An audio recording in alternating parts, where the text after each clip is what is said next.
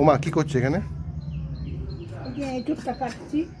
এঁচোড়ের তরকারি করবে নাকি? না না, এঁচোড়ের কি একটা কোপ্তা কোপ্তা আছে, হুম। সেটা করবো, তাই জন্য কাটছি।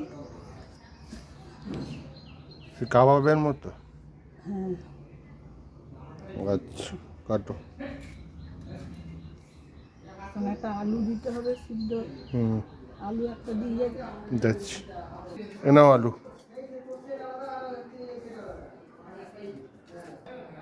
আলুটাও দিচ্ছ নাকি? হ্যাঁ, সিদ্ধ করতে হবে। সিদ্ধ বসালে খাওয়ার সোডা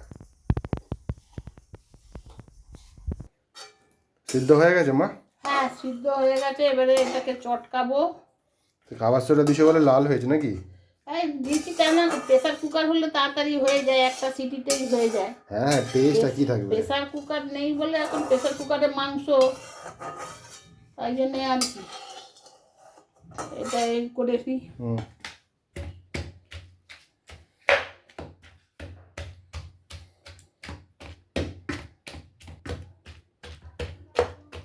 পাকাটা খুলে চটকাতে হবে, এটা সবজি এটা।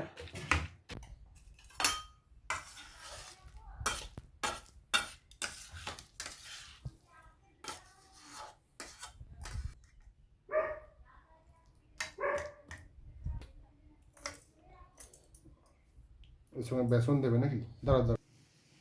এরকম করে চটকাতে হবে, যেমন করে আলু ভাতে চটকায়। খাওয়া তো না। জিরাগুলো দিচ্ছি, কতটা দেবো বলো? ব্যাস। হুম। আর না না না, নুন দিয়েছো? হুম। নুন দিয়েছি, পেঁয়াজ লঙ্কা। এবারে বেসনটা দেবো? হ্যাঁ, দিয়ে দে সবটা, সবটা দিয়ে দে, দিয়ে রেখে দে, সরিয়ে দে।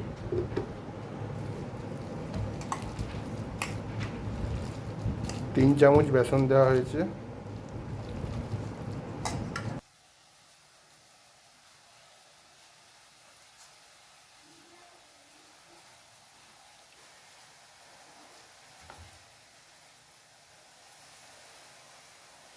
কমিয়ে দে গ্যাসটা।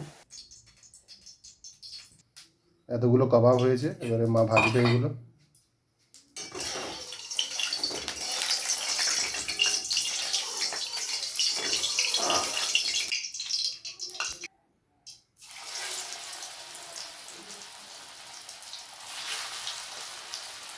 কারা কারা এর আগে এঁচড়ের কাবাব খেয়েছেন অবশ্যই কমেন্ট করে জানাবেন।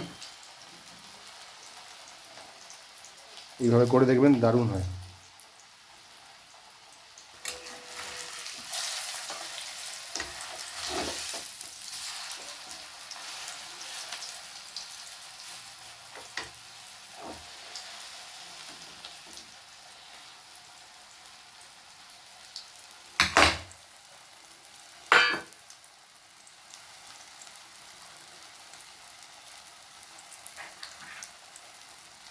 বন্ধুরা, এবারে ভাজা হলো, দুটো দুটো করে ভাজছি, ভেঙে যেতে পারে।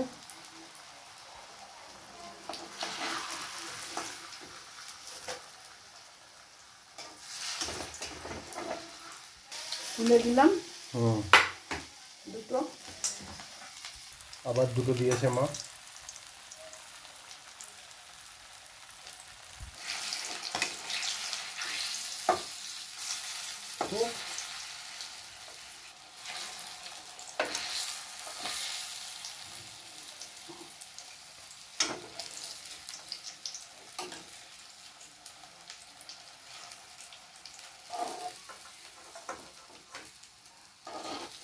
চারটে হলো বন্ধুরা, এবারে আর তিনটে আছে।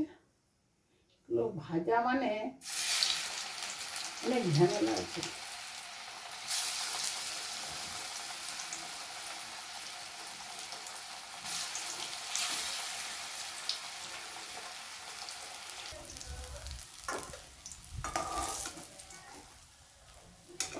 চাটনি করে দিলেই তো ঝামেলা চুকে যেত। বন্ধুরা, এই যে করলাম এটা, এদের রেসিপিটা কেমন হলো জানাবেন। হ্যাঁ, এটা